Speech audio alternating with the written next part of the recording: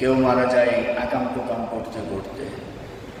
আর ইমানদাররা যারা, তারা সবসময় ভালো মৌত কামনা করবে এবং তাদের মৌত যদি ভালোভাবে হয়, ইমানের সাথে হয়, তাহলে তারা জান্নাতে যাবে। সুবহানাল্লাহ।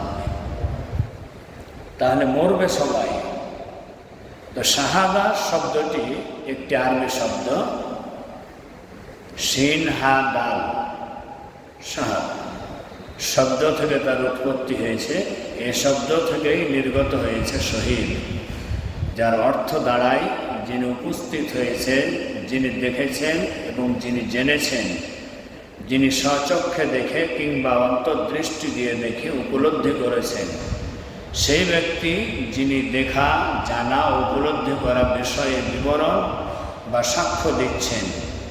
যে ব্যক্তি আল্লাহর দ্বীনকে বিজয়ী করা বা সমুন্নত করে রাখার জন্য সংগ্রাম করে, লড়াই করে, আল্লাহর পথে জিহাদ করে, ওই সমস্ত ব্যক্তিদের সম্পর্কে আল্লাহ তাআলা বলছেন, ওয়ালা তাকুলু লিমান ইউকতালু ফি সাবিলিল্লাহি আমওয়াত বাল আহইয়াউ ওয়ালাকিন লা তাশউরুন। সূরাতুল বাকারা 154 নম্বর আয়াত। রব্বুল আলামিন বলেন, আর যারা আমার পথে নিহত হয়, আমার পথে, দ্বীনের পথে, ইসলামের পথে, কোরআনের পথে, যাদেরকে হত্যা করা হয়, যাদেরকে মেরে ফেলা হয়, তোমরা তাদেরকে মৃত বলো না, বরং তারা জীবিত, কিন্তু তোমরা তো উপলব্ধি করতে পারো না। আল্লাহ রাব্বুল আলামিন বলছেন, যারা আমার পথে নিহত হয়, কোরআনের পথে, আল্লাহর পথে, দ্বীনে ইসলামকে জিন্দা করে রাখার জন্য আল্লাহর পথে সংগ্রাম করতে গিয়ে যারা নিহত হয়, যাদেরকে মেরে ফেলা হয়, আল্লাহ তাআলা আমাদেরকে বলছেন, তোমরা তাদেরকে মৃত্যু বলো না, বরং তারা জীবিত, কিন্তু তোমরা তা উপলব্ধি করতে পারো না। এ কথার থেকে বোঝা যায়, যারা শহীদ হয়ে যায় তারা মরে না, তারা জীবিত। সুবহানাল্লাহ বলে। আমি প্রথমে বলেছি, মরতে সবাইকেই হবে, সবাই মারা যাবে, কিন্তু নামাজ পড়ে, রোজা করে, হজ করে, যাকাত দিয়ে সব করলাম, দুনিয়াতে সব ভালো কাজ করলাম, কিন্তু এই আকাশের মালিককে, জমিনের মালিককে, আল্লাহ, সব কিছুর মালিক আল্লাহ তাআলা। তাহলে ওই আল্লাহ তাআলা আমাদেরকে চলার জন্য দিয়েছেন পবিত্র মহাগ্রন্থ আল কোরআন। এই কোরআনের সমাজ প্রতিষ্ঠার জন্য যারা কাজ করবে না, এরা যতই নামাজ পড়ুক, রোজা করুক, হজ করুক, যাকাত দেয়, আল্লাহর নবী বলছেন, ওয়াইন সামা সাল্লা ওয়া জামাআ আন্নাহু মুসলিম, যদিও সেই ব্যক্তি নামাজ পড়ে, রোজা করে এবং নিজেকে মুসলিম বলে দাবি করে, তারপরেও সে মুসলমান হতে পারবে না।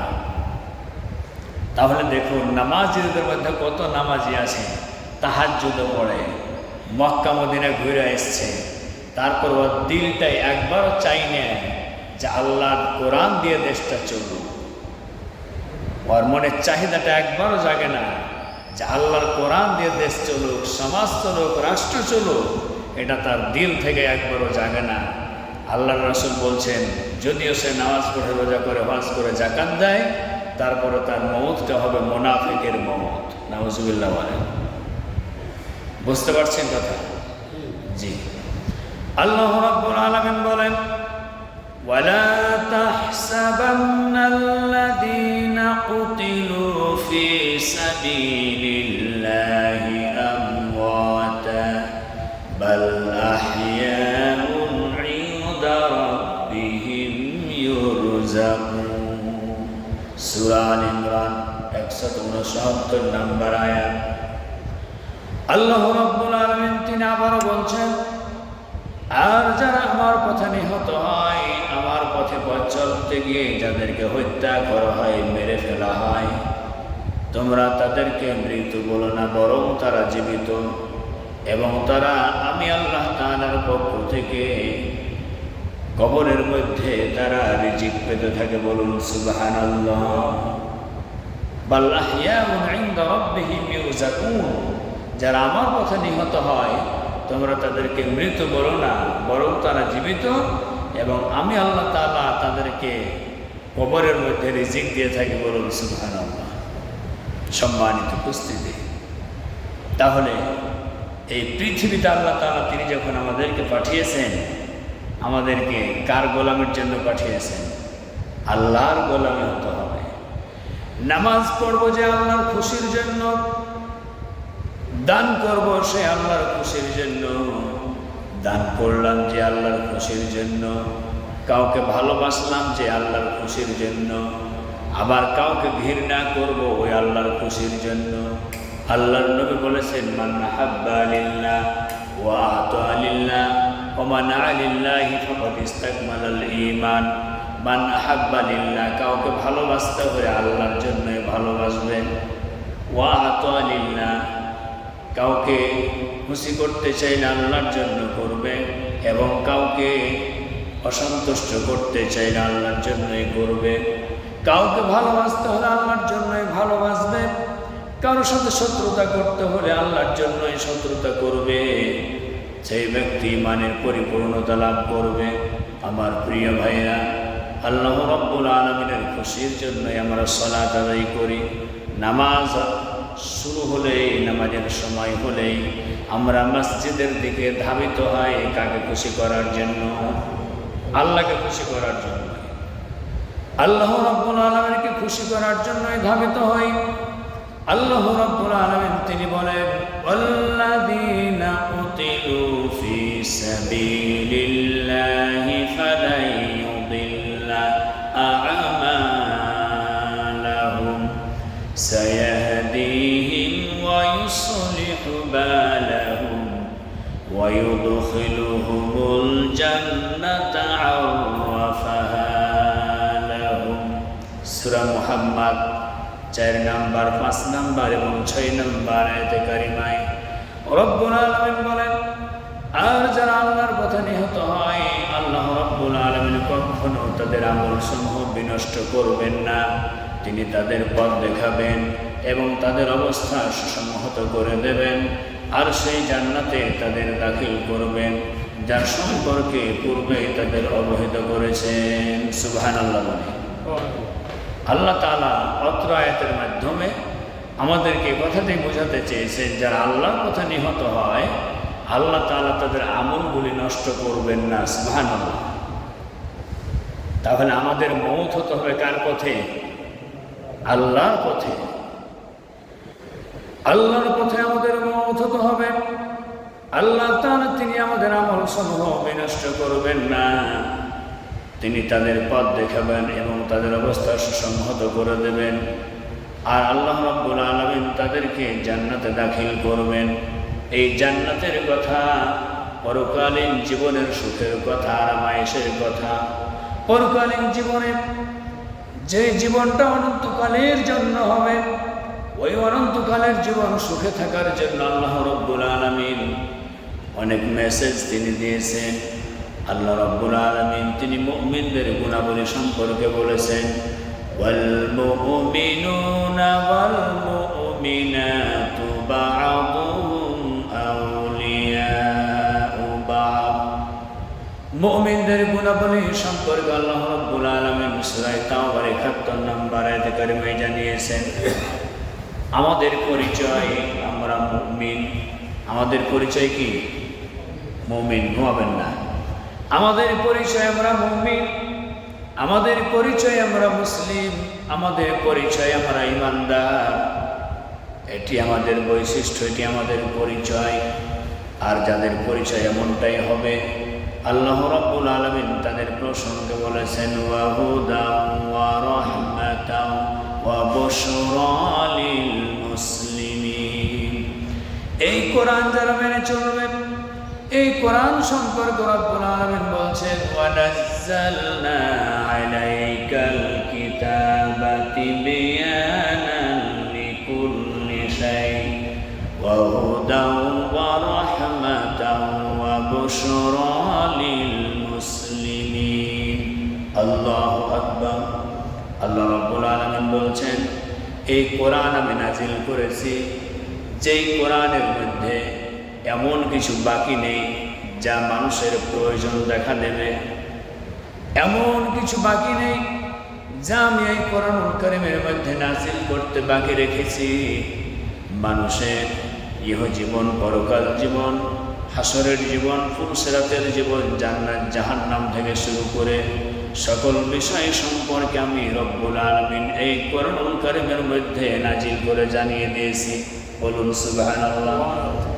এই কোরআনের মধ্যে রয়েছে ইসলামের রাজনীতি, ইসলামের শাসন ব্যবস্থা, সমাজ ব্যবস্থা, ইসলামের পররাষ্ট্রনীতি, ইসলামের সকল প্রকার বিষয় আল্লাহ রাব্বুল আলামিন কোরআনুল কারীমের মধ্যে নাযিল করেছেন।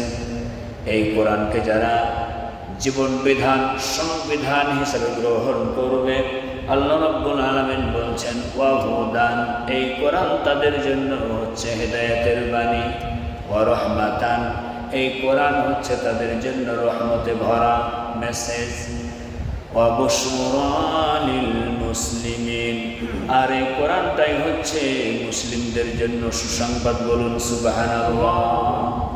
কোরআন যারা মেনে নিবে, কোরআন কেন্দ্রিক যারা জীবন চালাবে, ব্যক্তি জীবন, পরিবার জীবন, সমাজ জীবন, রাষ্ট্র জীবন, আল্লাহ তাআলা বলছেন এই কোরআন তাদের জন্য হেদায়েতের বাণী, তাদের জন্য রহমত, তাদের জন্য সুসংবাদ, ওই সমস্ত মুসলিমদের জন্য যারা মেনে নিয়েছে। সুবহানাল্লাহ।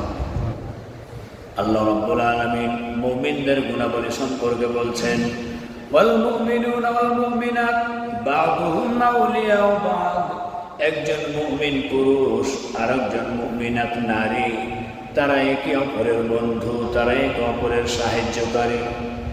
আউলিয়াউ বা'দ ইয়া'মুরুনা বিল মা'রুফ ওয়া ইয়ানহাউনা আনিল মুনকার, ওই সমস্ত ঈমানদার নারী পুরুষদের বৈশিষ্ট্য হলো তারা একে অপরকে ভালো কাজের দিকে পরামর্শ দেবে, ভালো কাজ করার জন্য বলবে, ভালো কাজ করার জন্য নির্দেশ করবে। ওয়ানহাউনা আনিল মুনকার, এবং সমাজে যত প্রকার খারাপ কাজ রয়েছে, অন্যায় কাজ রয়েছে, বাতিল কাজ রয়েছে, আল্লাহদ্রোহীদের কাজ রয়েছে, সমস্ত কাজগুলিকে তারা প্রত্যাখ্যান করবে, ওই সমস্ত খারাপ কাজ থেকে মানুষদেরকে নিষেধ করবে। একজন মুসলমান নারী এবং পুরুষের কাজ হচ্ছে তারা একে অপরকে, একে অন্যকে ভালো কাজের পরামর্শ দিবে, আর খারাপ কাজ থেকে কি করবে? নিষেধ করবে, বাধা দিবে। তাহলে খারাপ কাজে নিষেধ করাটা এটা ভালো কাজ না খারাপ কাজ? ভালো কাজ, নিঃসন্দেহে ভালো কাজ। কিন্তু দেখুন বর্তমান সময়, বর্তমান প্রেক্ষাপটে খারাপ কাজ সমাজে যত অশ্লীলতা, বেহায়াপনা, নির্লজ্জতা ছড়িয়ে পড়ছে, এই খারাপ কাজে যখনই কেউ বাধা দিতে যাচ্ছে তখনই সে হচ্ছে জঙ্গিবাদী, মৌলবাদী, হাবিজাবি, আরও কিছু। তাদের নামে হচ্ছে হামলা, মামলা, মোকদ্দমা, তাদেরকে হাতে বেড়ি পরিয়ে দিয়ে, তাদেরকে দুই হাতে বালা পরিয়ে দিয়ে তাদেরকে জেলখানায় নিয়ে যাওয়া হচ্ছে। ঠিক না বেঠিক? আর যারাই যত সমাজে আকাম কুকাম করে বেড়ায়, সকালবেলায় ধরে নিয়ে গেলে বিকাল হতে হতে তারা বাড়িতে এসে আবার খানা খায়। ঠিক না বেঠিক? আল্লাহ নবী, বিশ্বনবী মুহাম্মদুর রাসূলুল্লাহ সাল্লাল্লাহু আলাইহি সাল্লাম বলেছেন আদ-দুনিয়া সিজনুল লিল মুমিনিন ওয়া জান্নাতুল কাফিরিন, অর্থাৎ দুনিয়া জীবন হচ্ছে মুমিনদের জন্য জেলখানা, আর কাফের যারা, আল্লাহদ্রোহী যারা, ইসলাম যারা মানে না, কোরআন যারা মানে না, আল্লাহর বিধান যারা মানে না, ওই সমস্ত ব্যক্তিদের জন্য দুনিয়ার জীবনটা হচ্ছে তাদের জন্য জান্নাত। দুনিয়ার জীবনটা তাদের জন্য জান্নাত। তারা দুনিয়াতে খাওয়া দাওয়া ফুর্তি করো, দুনিয়াটা মস্ত বড়, দুনিয়াকে মজা নিল, দুনিয়া তোমারই হয়। তাদের চিন্তা, চেতনা, আশা, আকাঙ্ক্ষা দুনিয়ায় অন্যায়, অপরাধ, আকাম কুকাম যা আছে সব করে যাব, পরকালে যা হওয়ার তাই হবে। কিন্তু একজন মুমিন, একজন ইমানদার নারী পুরুষ, তারা এটা কখনো মনে করে? মনে করে না। তারা এটাই ভাবে দুনিয়ার জীবন শেষ জীবন নয়, এই দুনিয়ার জীবন ক্ষণস্থায়ী জীবন, এই জীবনের পর আরেকটি জীবন শুরু হয়ে যাবে। সেই জীবনটির নাম কি? আখিরাত। সেই জীবনটির নাম আখিরাত। তাহলে আমরা আখিরাতকে ভয় করি কিনা বলেন? আমরা আখিরাতকে ভয় করি না? আমরা আখিরাতকে ভয় করি। জাহান্নামকে ভয় করি, জাহান্নামের শাস্তিকে ভয় করি, হাসরের মাঠ হবে সেই হাসরের মাঠকে ভয় করি। তাহলে হাসরের মাঠ হবে, সেখানকার নেকি এবং গুনাহ ওজন দেওয়া হবে, হিসাব নিকেশ হবে, হাসরের মাঠ হবে। এইসব কিছু আমরা জেনেছি কোরআন এবং হাদিস থেকে, ঠিক না বেঠিক? আল্লাহ রাব্বুল আলামিনের হুকুম আমরা পালন করছি, আল্লাহ তাআলাকে না দেখে আল্লাহ তাআলার গোলামি করছি। জাহান্নামের বর্ণনা কোরআন এবং হাদিসের আলোকে শুনে জাহান্নামকে ভয় করছি। কবরের আযাব, কবরের শাস্তি না দেখেই কবরের শাস্তিকে ভয় করছি। আল্লাহ রাব্বুল আলামিন বলছেন, আমার ফেরেশতারা, আমার গোলামগুলি আমাকে দেখেছে নাকি? বলে না, দেখে নাই। তারা জান্নাত দেখেছে নাকি? বলে না, দেখে নাই। জাহান্নাম দেখেছে নাকি? বলে না, দেখে নাই। আল্লাহ রাব্বুল আলামিন তখন বলতে থাকেন, আমার ফেরেশতারা, তোমরা সাক্ষী থাকো, আমার বান্দাগুলি আমাকে দেখে নাই, কবর দেখে নাই, কবরের শাস্তিও দেখে নাই, জান্নাত জাহান্নাম দেখে নাই, কোনো কিছু দেখে নাই, না দেখে বিশ্বাস করেছে। তোমরা সাক্ষী থাকো, আমার যে গোলামগুলি কবরকে ভয় করেছে, কবরের শাস্তি দেখে নাই, জাহান্নামকে ভয় করেছে, জাহান্নামের শাস্তি দেখে নাই, আমি আল্লাহ তাআলাকে ভয় করেছে, আমি আল্লাহ তাআলাকে দেখে নাই। আমার ফেরেশতারা, তোমরা সাক্ষী থাকো, আমার বান্দাগুলিকে আমি রব্বুল আলামিন মাফ করে দিলাম। সুবহানাল্লাহ। সম্মানিত উপস্থিতি, আমি বলছিলাম মুমিন যারা হবে তাদের কোয়ালিটি, তাদের গুণাবলী, তারা ভালো কাজের আদেশ দেবে, খারাপ কাজ থেকে নিষেধ করবে।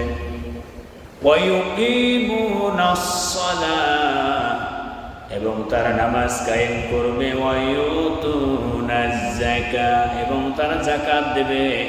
ওয়ায়ুতিউনাল্লাহা ওয়া রাসূলাহ, তারা আল্লাহ এবং তার রাসূলের আনুগত্য করবে।